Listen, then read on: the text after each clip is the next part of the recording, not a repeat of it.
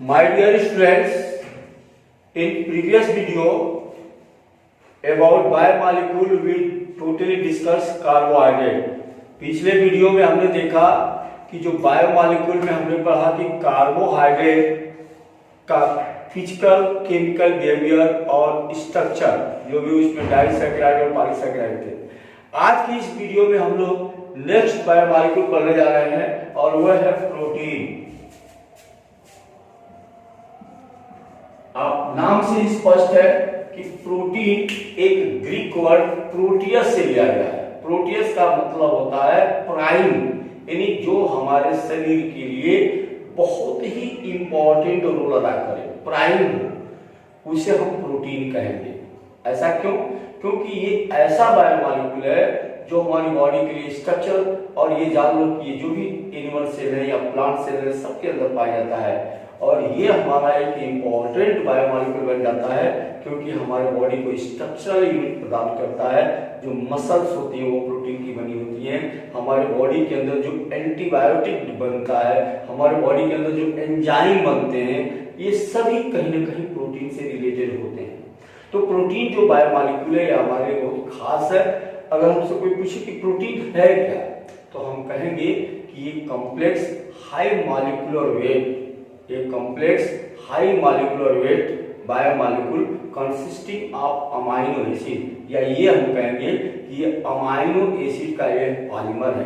Polymer का मतलब जहां मॉलिक्यूलर मास बहुत ही ज्यादा है। तो protein A nitrogenous complex organic molecule having structural unit amino acid, जो अमाइनो एसिड को रखता है। अब हमारे पास क्वेश्चन ये आ गया कि अगर हम बात करें कि अमाइनो एसिड की, तो अमाइनो एसिड क्या होगा जो इसकी स्ट्रक्चरल यूनिट है। तो हमने जब प्रोटीन को हाइड्रोलाइज किया, अब ध्यान दोगे कि हमको बहुत ही सिंपल अपने दिमाग में इन सब बातों को रखना है कि प्रोटीन स्ट्रक्चरल यूनिट है किसका, जो हमारे बॉडी जो भी मसल्स है इस सब के अंदर प्रोटीन पाए जाते हैं और प्रोटीन एक इंपॉर्टेंट बायोमॉलिक्यूल है।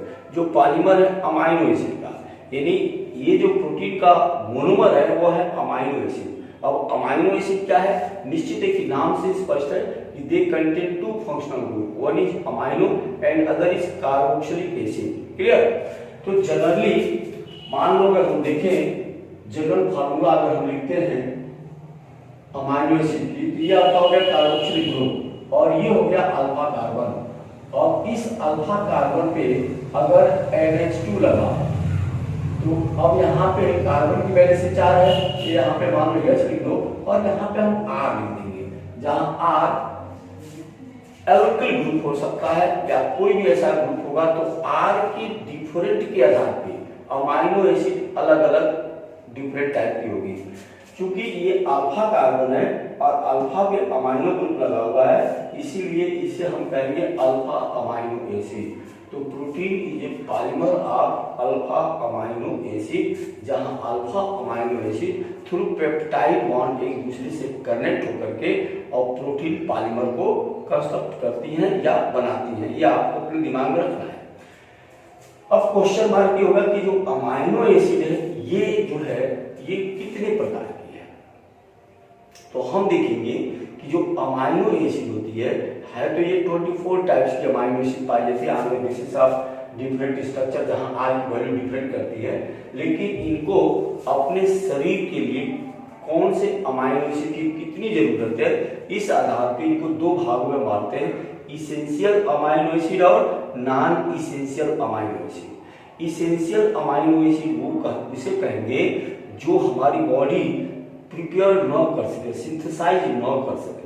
तो अगर हमारी बॉडी उस अमाइनो एसिड को सिंथेसाइज नहीं कर पाएगी तो निश्चित है कि हमको प्रॉपर डाइट से उनको लेना पड़ेगा। तो they are called essential amino acid. लेकिन जो हमारी बॉडी, चाहे एनिमल बॉडी हो या प्लांट बॉडी हो, बॉडी अपने अंदर कौन सिंथेसाइज कर देगी वो कहलाएगा नॉन इसेंशियल अमाइनो एसिड। ध्यान दोगे, यानी अमाइनो एसिड जो हमारे बॉडी के अंदर प्रिपेयर्ड होगी, सिंथेसाइज होगी, वो हमारे लिए बहुत जरूरी नहीं है कि उसको हम डाइट से लें, तो वो कहलाएगी नॉन इसेंशियल अमाइनो एसिड। और जो अमाइनो एसिड अगर हमको प्रॉपर हमारी बॉडी के अंदर नहीं सिंथेसाइज हो रहा है तो उसे हमें लेना पड़ेगा प्रॉपर डाइट से, और वो कहलाएगा इसेंशियल अमाइनो एसिड। तो on the basis of this acceptance amino acid are divided into two classes, essential and non essential amino acid. अब हम देखेंगे कि अगला जो हमारा ये होगा कि इनका जो क्लासिफिकेशन होगा इस आधार पे भी हम करेंगे कि किस प्रकार के ये जो है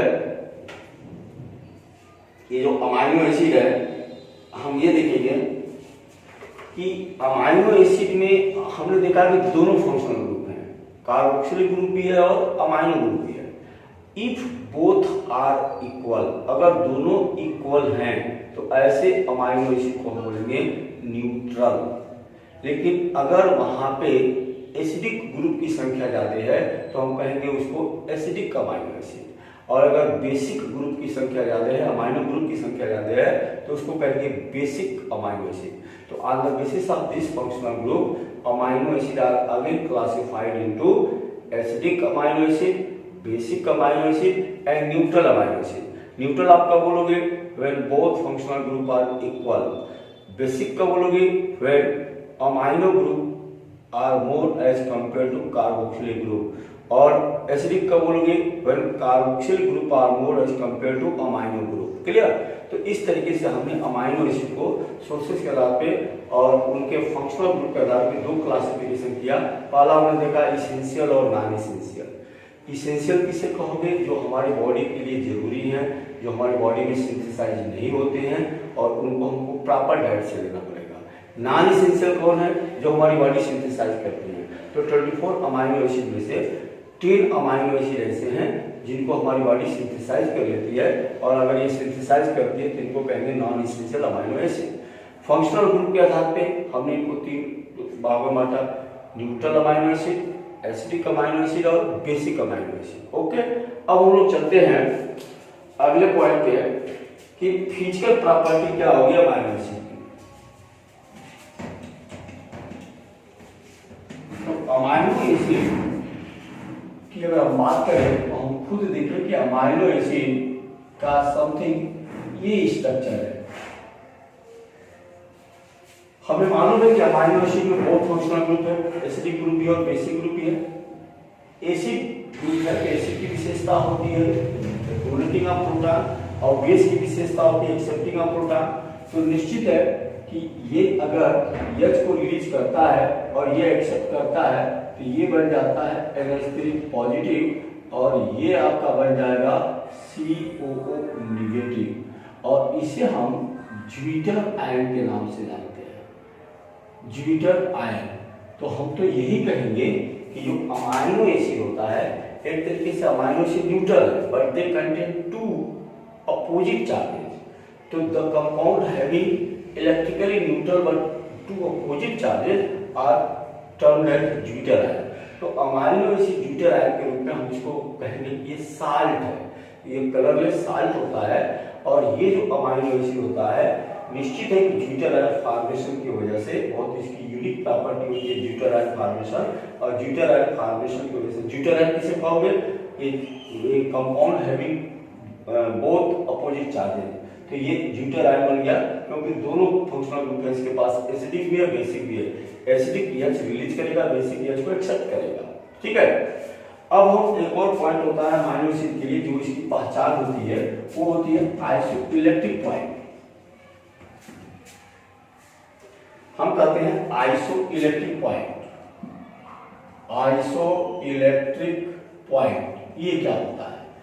तो जब हम इसे डिसॉल्व करते हैं एक्वस सॉल्यूशन में तो हम कहेंगे कि isoelectric point the pH of aqueous solution, यानी अमाइनो एसिड का जो एक्वस सॉल्यूशन का पीएच होगा, the pH of aqueous amino acid solution at which by passing electric field no migration of amino acid. Amino acid का migration electric field में न हो तो उस पॉइंट को हम उसका जो पीएच वैल्यू रहेगी उस पॉइंट को कहेंगे आइसोइलेक्ट्रिक पॉइंट। और ये आइसोइलेक्ट्रिक पॉइंट हर अमाइनो एसिड के लिए फिक्स होगा, जैसे ग्लाइसिन के लिए 6.1 होता है, यानी the pH value at which aqueous solution of amino acid, particular amino acid does not migrate, does not influence under electric field या does not migrate under electric field towards cathode or anode is termed as isoelectric point.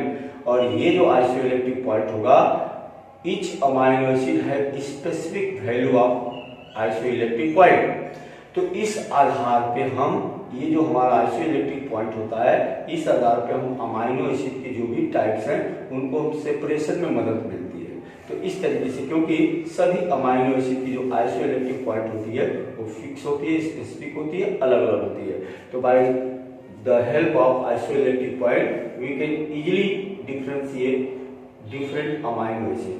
तो आप लोगों को देखो, आप लोगों को सबसे पहले अपने दिमाग में कंसेप्ट रखना है कि प्रोटीन एक बायोमॉलिक्यूल है जो नाइट्रोजनस बायोमॉलिक्यूल है।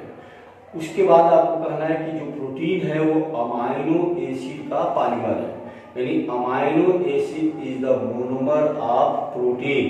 अब अमाइनो एसिड क्या है, तो कहोगे कि a compound having two functional group, that is amino and carboxylic group is termed as amino acid. चूंकि अल्फा पोजीशन पे अमाइनो ग्रुप है, इसलिए इसको हम बोलेंगे अल्फा अमाइनो एसिड। क्या बोलेंगे हम? Alpha amino acid. क्लियर? अब हमने बताया कि अमाइनो एसिड की कुछ विशेषताएं हैं, जिसमें उसके फंक्शनल ग्रुप के आधार पर उसको तीन भागों में बांटा, एसिडिक है, बेसिक है, न्यूट्रल है, या उसकी रिक्वायरमेंट के आधार पर हमने दो भागों में बांटा, एसेंशियल और नॉन एसेंशियल। उसके बाद हमने आइसोइलेक्ट्रिक पॉइंट बताया कि जितने भी अमाइनो एसिड होते हैं इनके सबके आइसोइलेक्ट्रिक पॉइंट क्या होते हैं? स्पेसिफिक होते हैं।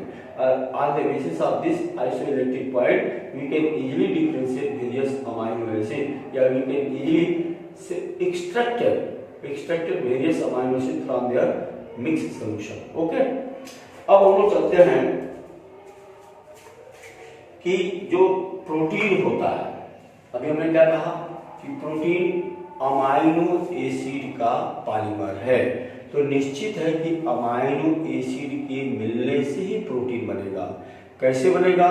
तो दो amino acid, when two amino acid comes together, then carboxylic group of one amino acid attach with amino group of other amino acid to form a peptide bond.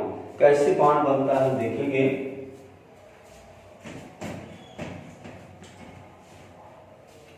अगर मान लो कि ये आपने कहा NH2CHRCOOH,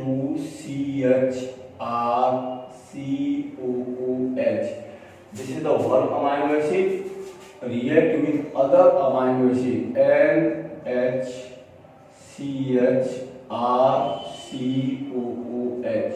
होगा क्या?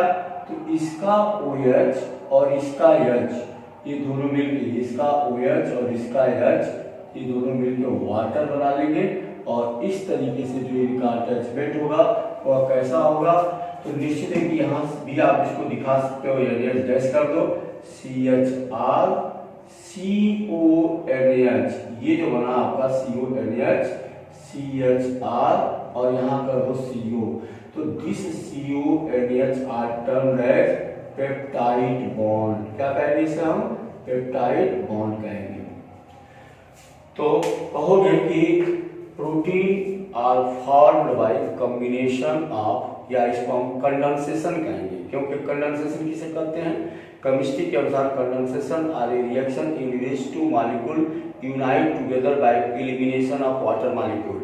तो निश्चित है कि एक कंडेंसेशन पॉलीमर है जहां अमाइनो एसिड के दो मॉलिक्यूल अटैच हो रहे हैं थ्रू CONH बॉन्ड, और इस CONH बॉन्ड को हम पेप्टाइड बॉन्ड तब करेंगे, H2O यहाँ से निकलेगा।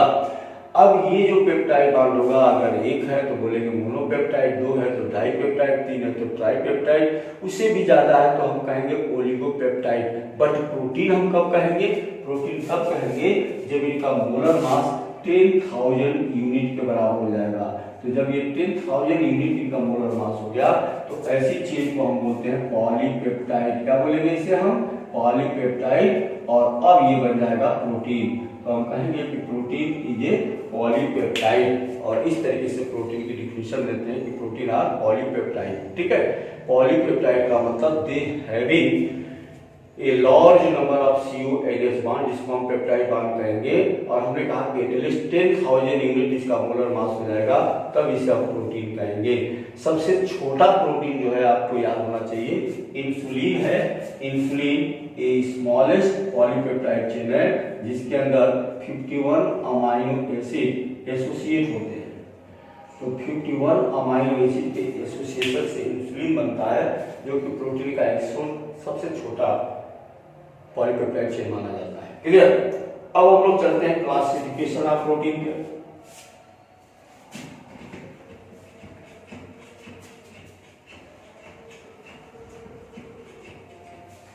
तो प्रोटीन के बीच जो पॉलीपेप्टाइड चेन बनती है, उस पॉलीपेप्टाइड चेन के बीच किस प्रकार का फोर्स ऑफ प्रोटेक्शन है, मॉलिक्यूलर फोर्स ऑफ प्रोटेक्शन के आधार पे हम प्रोटीन को दो भागों में बांटते हैं।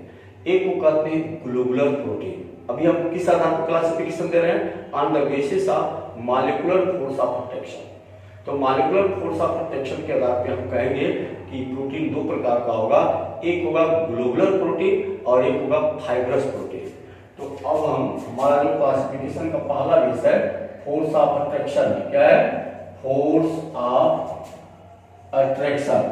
तो फोर्स ऑफ अट्रैक्शन के आधार पर हम कहेंगे कि प्रोटीन या तो फाइब्रस होगा या फिर ग्लोबुलर होगा। ध्यान रखिए, फाइब्रस किसे कहोगे? जब पॉलीपेप्टाइड की चेन, पॉलीपेप्टाइड की 2 और more than 2 chain, long chain जो है आपस में एक दूसरे से फाइब्रस यानी थ्रेड लाइक स्ट्रक्चर डेवलप करे और आपस में वो इंटरकनेक्टेड होते जाए। वो इंटरकनेक्टेड होते जाए थ्रू हाइड्रोजन बॉन्ड, क्योंकि निश्चित है कि यहाँ पे CONH है और हमने पढ़ा हुआ है कि जब हाइड्रोजन नाइट्रोजन या ऑक्सीजन से अटैच हो तो पोलराइज हो जाता है और they are able to form hydrogen bond. तो निश्चित है कि हाइड्रोजन बॉन्ड इधर उधर इंटरकनेक्ट होगा और इस तरीके का अगर बनेगा तो ये कहलाएगा फाइब्रस प्रोटीन। और फाइब्रस चूंकि इंटरकनेक्टेड, यानी कहोगे कि इंटरकनेक्टेड हाइड्रोजन बॉन्ड बन रहा है, ये थ्रेड लाइक स्ट्रक्चर है, तो ये इनसॉल्युबल इन वाटर होगा और इनसॉल्युबल इन वाटर होने की वजह से ये हमारे बॉडी के लिए काफी ऐसे मटेरियल कंस्ट्रक्ट करता है जैसे मायोसिन प्रेजेंट इन मसल, या केराटिन जो हमारे बालों या नेल में पाया जाता है, या फाइब्रोजन। इस तरीके से ये थ्रेड लाइक स्ट्रक्चर हमारे बॉडी के अंदर बनाता है और हमारे बॉडी के स्ट्रक्चर के लिए बहुत रिस्पॉन्सिबल है, ये जिम्मेदार है। अगला जो प्रोटीन होता है ग्लोबुलर। ग्लोबुलर में क्या होता है कि एक ही पॉलीपेप्टाइड की चेन ये स्फेरिकली आपस में एक दूसरे से अटैच चली जाती है। तो निश्चित है कि एक ही पॉलीपेप्टाइड की चेन आपस में एक दूसरे से स्फेरिकल या इसको बोलते हैं क्वाइलिन होती हुई बनती हुई चली जाती है। तो ऐसे प्रोटीन को हम कहते हैं ग्लोबुलर प्रोटीन, और globular protein soluble in water होता है। तो निश्चित है कि सॉल्युबल इन वाटर है, तो इसको हम एज ए फूड यूज कर सकते हैं और ये फूड के रूप में इसका यूज नहीं कर सकते हैं, नॉट यूज एज फूड। क्यों? क्योंकि ये वाटर इनसॉल्युबल होगा और वाटर इनसॉल्युबल होने की वजह से ये डाइजेस्ट नहीं होगा। फूड किससे खाओगे? ये इजीली डाइजेस्टेबल होगा। क्लियर? तो इस तरीके से on the basis of force of protection protein are divided into 2 classes, fibrous protein and globular protein. अब हम प्रोटीन के स्ट्रक्चर के आधार पर, यानी कि उसका जो केमिकल कंपोजिशन है उसके आधार पर हम प्रोटीन को 3 भागों में बांटते हैं। एक को कहते हैं सिंपल प्रोटीन,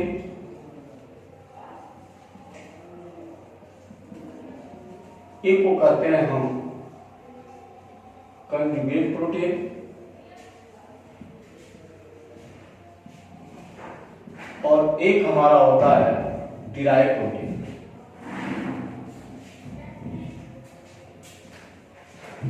अब यहां ध्यान दें, हम सिंपल प्रोटीन किसे कहेंगे? ऐसे प्रोटीन को सिंपल प्रोटीन कहेंगे जिसकी अगर हाइड्रोलिसिस हो, यानी प्रोटीन की अगर हम हाइड्रोलिसिस करें और हाइड्रोलिसिस के पास ओनली हमको अल्फा अमाइनो एसिड प्रोड्यूस करें, तो ये कहलाएगा सिंपल प्रोटीन। ये कहलाएगा आपका सिंपल प्रोटीन, ठीक है। बट कंजुगेट प्रोटीन से कहेंगे कि इनको अगर हाइड्रोलाइज किया जाए तो प्रोटीन के साथ साथ कुछ अदर ग्रुप हमको मिले, उसको बोलते हैं प्रोस्थेटिक ग्रुप। जैसे हीमोग्लोबिन, हीमोग्लोबिन में 2 चीजें, एक तो ग्लोबुलिन प्रोटीन है और दूसरा हीम यानी आयरन। तो जब other functional group protein amino acid के साथ अटैच हो जाए तो ऐसे प्रोटीन को हम कहते हैं कंजुगेट प्रोटीन। ठीक है, और डिराइव प्रोटीन किसे कहते हैं? Derive protein are some by product of hydrolysis of simple protein और कंजुगेटेड प्रोटीन। कंजुगेट प्रोटीन या सिंपल प्रोटीन के हाइड्रोलाइसिस से कुछ छोटी चेन मिलती है, पॉलीपेप्टाइड चेन, जिसको हम डिराइव प्रोटीन कहेंगे। तो इस आधार पे हम उसके कंपोजिशन के आधार पर 3 भागों में बांटेंगे, सिंपल प्रोटीन, कंजुगेट प्रोटीन और डिराइव प्रोटीन। क्लियर?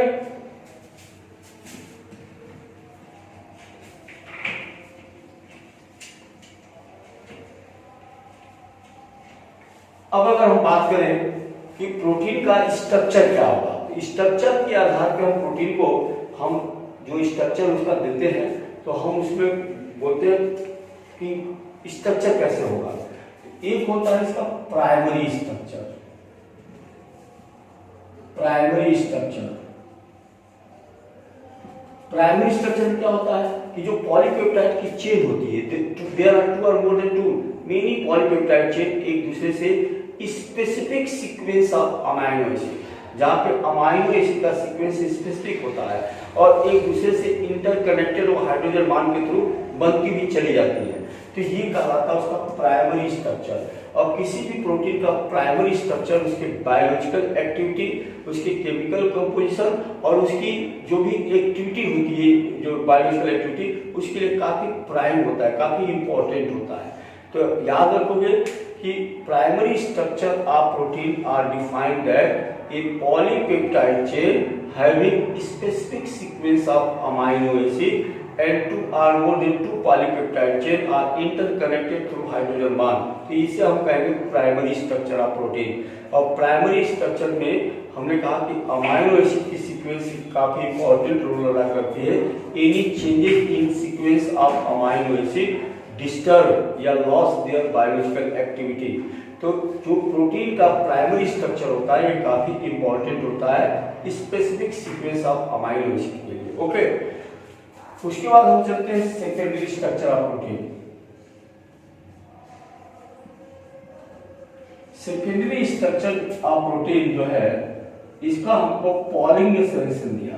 पॉलिंग 1951 में इन्होंने कहा कि जब पॉलीपेप्टाइड चेन क्वाइलिंग करती है, अगर वो राइट हैंडेड साइडेड ऐसे क्वाइलिंग करती चली जाती है तो क्वाइलिंग करते वजह से maximum number of hydrogen bond बनाती चली जाती है। और ये जो maximum number of hydrogen bond बनते हैं किस टाइप के बनते हैं? Intramolecular hydrogen bond. Intramolecular hydrogen bond किसे कहोगे? ये hydrogen bond forming with in same molecule. तो इस तरीके से तो यहाँ पे अभी जो सेकेंडरी स्ट्रक्चर होता है ये 2 प्रकार का होता है। एक होता है अल्फा हेलिक्स और एक होता है बीटा हेलिक्स। अल्फा हेलिक्स में क्या होता है? राइट साइडेड फोल्डिंग होती है, राइट साइडेड ऐसे फोल्डिंग होती चली जाती है और ये इंट्रामॉलिक्यूलर हाइड्रोजन बॉन्ड से अटैच हो जाते हैं। और इंट्रामॉलिक्यूलर हाइड्रोजन बॉन्ड के अटैच होने से ये चेन आपस में इंटरकनेक्टेड हो जाती है और काफी जटिल बन जाती है। क्लियर? लेकिन बीटा हेलिक्स कब कहेंगे? बीटा हेलिक्स में क्या होता है कि जो उसकी पॉलीपेप्टाइड चेन होती है वो पॉलीपेप्टाइड चेन वहां पे स्प्रेड होकर के सीट लाइक स्ट्रक्चर बनाती है।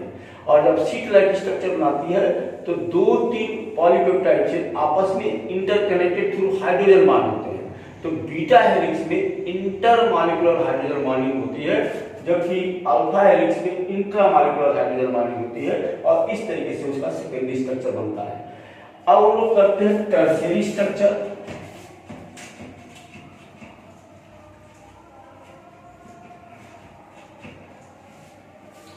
तो टर्शियरी स्ट्रक्चर में अगर हम बात करें तो टर्शियरी स्ट्रक्चर में ये तब उत्पन्न होता है जब ये पॉलीपेप्टाइड चेन आपस में पॉलीपेप्टाइड चेन इस तरीके से क्वाइलिंग करती है, इस तरीके से उसकी क्वाइलिंग होती है कि 3 डायमेंशनल स्ट्रक्चर ड्रा कर ले। तो कहोगे कि when polypeptide chain undergo in such type of coiling that they form a 3-dimensional structure, तो उसे हम कहेंगे टर्शियरी स्ट्रक्चर ऑफ प्रोटीन। उसके बाद आता है आपका क्वार्टरनरी स्ट्रक्चर। क्वार्टरनरी स्ट्रक्चर में जो पॉलीपेप्टाइड चेन होती है ये छोटी-छोटी पॉलीपेप्टाइड चेन, छोटी-छोटी पॉलीपेप्टाइड चेन जो उसकी सब एटॉमिक है, जिसको हम उसका जो चेन होता है उसको हम कहते हैं प्रोटोमर। तो ये जो प्रोटॉन की छोटे छोटे चेन होती है आपस में इंटरकनेक्टेड हाइड्रोजन बॉन्ड्स होती है और इस तरीके से हाइड्रोजन बॉन्ड से कनेक्टेड होकर के वो क्वार्टरनरी स्ट्रक्चर बना लेती है। तो इस तरीके से स्ट्रक्चर के आधार पर अगर हम देखें तो प्रोटीन को हम कह सकते हैं कि ये primary structure, secondary structure, tertiary structure and quaternary structure, ये सभी स्ट्रक्चर को बिलोंग करती है।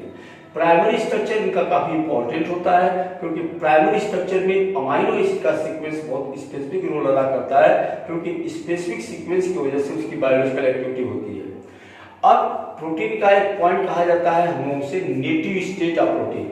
तो नेटिव स्टेट ऑफ प्रोटीन ये प्रोटीन की सबसे स्टेबल फॉर्म होता है जहां पे उसके जो स्ट्रक्चर होते हैं वेल डिफाइंड होते हैं, वेल बैलेंस होते हैं। अब इस नेटिव स्टेट ऑफ प्रोटीन को जो कि उसका स्टेबल फॉर्म ऑफ स्ट्रक्चर है, any changes in temperature, any changes by using chemical, जैसे कोई साल्ट आपने डाल दिया, कोई एसिड डाल दिया, कोई पीएच आपने कम कर दिया, तो any changes in pH, any changes in chemical, कोई भी केमिकल चेंज या फिजिकल चेंज करने से अगर उसका फिजिकल स्ट्रक्चर चेंज हो जाए, फिजिकल स्ट्रक्चर उसका डिस्टर्ब हो जाए विदाउट चेंजेस केमिकल कंपोजिशन, तो इस सिचुएशन को कहा जाता है डीनेचुरेशन ऑफ प्रोटीन। डीनेचुरेशन यानी जो उसका नेटिव स्टेट था उस नेटिव स्टेट से डिस्टर्ब करना डीनेचुरेशन ऑफ प्रोटीन कहलाता है। डीनेचुरेशन ऑफ प्रोटीन कैसे क्रिएट किया जा सकता है? बाय थर्मल हीटिंग या by addition of any chemical, by using salt या बाय चेंजेस पीएच। तो इन वजह से जो है डीनेचुरेशन हो जाता है और डीनेचुरेशन हो जाने से निश्चित है कि प्रोटीन की केमिकल कंपोजिशन तो चेंज नहीं होती है, प्राइमरी स्ट्रक्चर उनका चेंज नहीं होता है, केवल उनका सेकेंडरी, टर्शियरी और क्वार्टरनरी स्ट्रक्चर डिस्टर्ब होता है और इस तरीके से प्रोटीन की जो खुद की बायोलॉजिकल एक्टिविटी थी वो डिस्टर्ब हो जाती है। तो इस घटना को डीनेचुरेशन ऑफ प्रोटीन कहते हैं। इसका सबसे बेस्ट एग्जांपल है कर्डिंग ऑफ मिल्क। मिल्क है उसके अंदर प्रोटीन है, निश्चित है कि जब आप उसके अंदर केमिकली चेंजेस करते हैं, थोड़ा सा उसमें दही डालते हैं तो उसका पीएच चेंज हो जाता है और वो जो उसका स्ट्रक्चर जो प्रोटीन मौजूद है उसका टर्शियरी, सेकेंडरी स्ट्रक्चर डिस्टर्ब हो जाता है जिसके वजह से वो कोआगुलेट हो जाता है, जिसका कर्ड फॉर्मेशन हो जाता है। दूसरा सबसे बेस्ट एग्जांपल आपने देखा होगा अंडे। अंडे को अगर हम बॉयल करते हैं, आपने देखा होगा कि पानी के अंदर हम थोड़ा सा नमक डालते हैं, तो एक तो आप टेम्परेचर दे रहे हो, ऊपर से आप उसके अंदर साल्ट या इलेक्ट्रोलाइट यूज कर रहे हो, तो इसकी वजह से उसके अंदर क्या होता है? सॉलिडिफिकेशन हो जाता है। तो सॉलिडिफिकेशन ऑफ एग हो गया या curding of milk is a best example of denaturation of protein. तो डीनेचुरेशन ऑफ प्रोटीन से याद रखोगे कि biological activity of protein destroy हो जाती है। तो आज के इस वीडियो में हम लोग डिटेल पढ़े प्रोटीन के बारे में, प्रोटीन क्या होता है, किस टाइप का बायोमॉलिक्यूल है, इसकी यूनिट क्या होती है, इसमें क्या बना होता है। तो इसमें जो खास आपको जानना है वो जानना है पेप्टाइड बॉन्ड क्या होता है, आइसोइलेक्ट्रिक पॉइंट क्या होता है, और उसके बाद हमको जानना है कि अमाइनो एसिड कितने टाइप के होते हैं, का क्लासिफिकेशन का बेस क्या है, और क्लासिफिकेशन ऑफ प्रोटीन में हम देखेंगे कि प्रोटीन का जो खुद का क्लासिफिकेशन है फंक्शनल ग्रुप के आधार पर किस टाइप का है, उसके बाद स्ट्रक्चर के आधार पर किस प्रकार का है। फिर हमने देखा प्राइमरी स्ट्रक्चर, सेकेंडरी स्ट्रक्चर काफी इंपॉर्टेंट है जिसमें आपको जानना है अल्फा हेलिक्स क्या होता है, बीटा हेलिक्स क्या होता है। अब हम जो अगला जो बायोमॉलिक्यूल है, एंजाइम है, न्यूक्लिक एसिड है, विटामिन है, हार्मोन है, इसकी चर्चा हम अगले वीडियो में करेंगे। Okay, thanks.